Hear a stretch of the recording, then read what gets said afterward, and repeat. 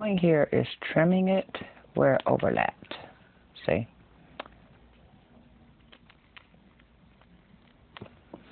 Which is easier when I can see what I'm doing as well as you can see what I'm doing. Now I'm going to take that little extra and just literally fold it into the bow.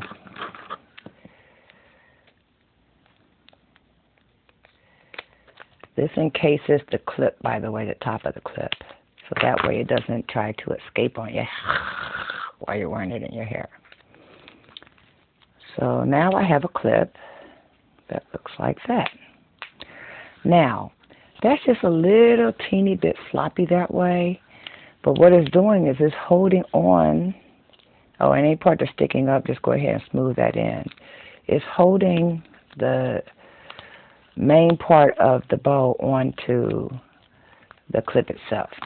Now we're going to take another piece. Let's see, what's the measurement of that? That's about 1 inch actually. So we're going to take a strip and we're going to leave it this wide. And then I'm just going to cut straight across.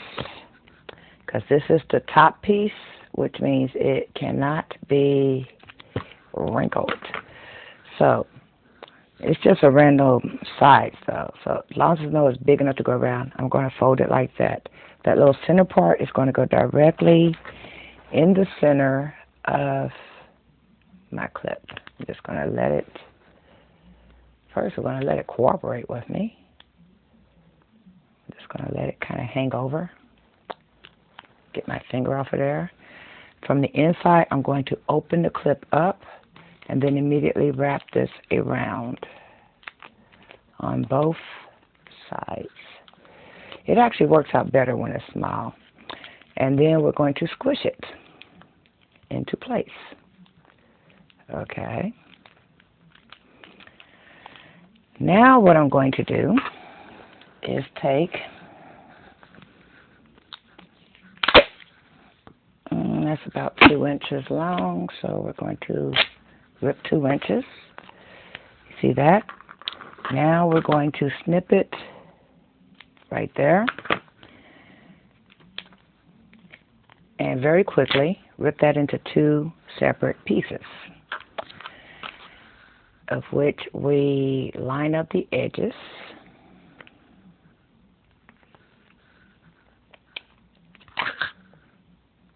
When it cooperates. And what I like to do is I just literally get the edge, smooth it, smooth it, smooth it, even if it buckles because it is folded, because you can always lift it up and readjust. Smooth it. And then I'm going to literally fold it over like so. And any that's left over on the back, like that little piece right there, I could just trim that right on off. So that way I end up with that look there. See that? And I'm also going to go behind it and straighten out the accordion type crease I got going on there. And now I'm going to take the other piece of tape and do the exact same thing. And this side actually wants to cooperate with me better.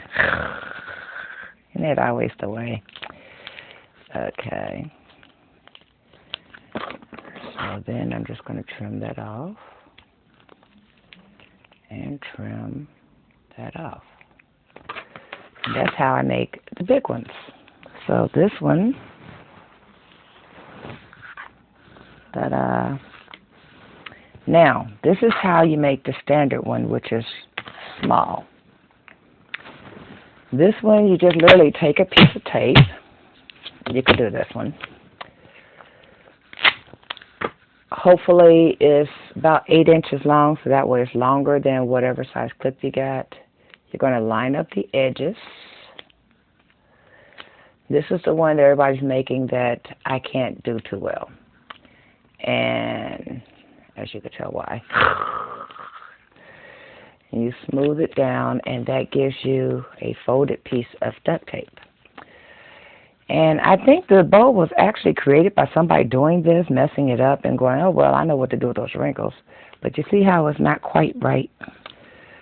This, when you fold it into an accordion, makes a small bow. And then you just take a scrap piece of tape. Well, first let's hold that with something because I don't have another clip with me at the moment. Let's stick a bobby pin in there. There we go. Now, there's my purse, so there's another clip. I always have extra clips in my purse because I have a lot of hair that sometimes cooperates with me and sometimes it didn't. Okay, now my red tape, where'd it go? There it is. This will be the contrast for this one. Okay, so we're going to just put my finger right there where that bobby pin is. I think I'm going to tear this tape in half. Okay, like so. And I always keep my little scrap pieces of tape on my cutting board because you never know when it might come in handy to use it for something, because I don't waste anything. And then I just wrap that around so that anchors it into place. And that's another problem with doing it this way. It twisted up on me. There we go. So that's kind of the look I'm going for, but it's in the wrong spot. And my daughter just sent me a bite. I love when she does that. Anyway, let's try that again, shall we? And oh, and for those that don't know, a bite is kind of like a hello, but you're going hi. So it's just kind of our little inside joke. Now, then we take this and we do the same thing. I have a spare piece of red tape over here from when I made the purse. So I'm just going to peel that on up. If it wants to cooperate. This video, by the way, is running long, so because of the way eBay only allows me a certain amount of time, I know this is going to be a part 1, part 2. So we just do the same steps.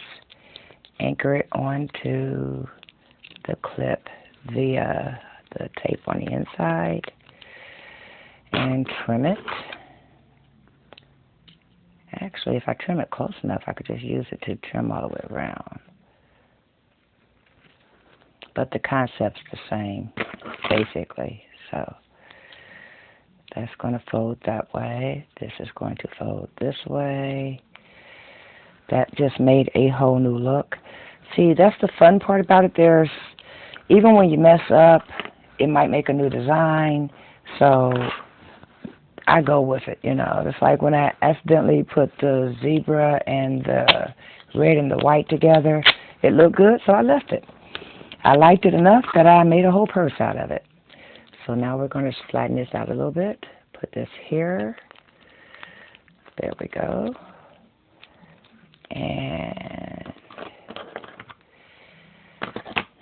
heck with it, I'll just go like that for the sake of time.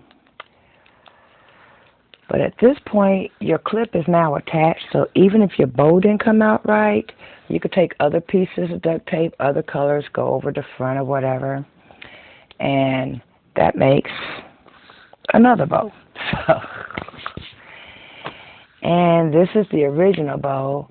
This was an accordion pleated bow that I just stuck cougar, and a piece of cougar. And on the inside, if you could tell, I actually trimmed it closer to the inside so that way none of it overlapped, which is what I'm going to go back and do with this. But I hope this helped you, and I hope those who want to know how to do it as well, go ahead and make you one. This has been P+7. Don't forget to rate, comment, and subscribe. Bye now.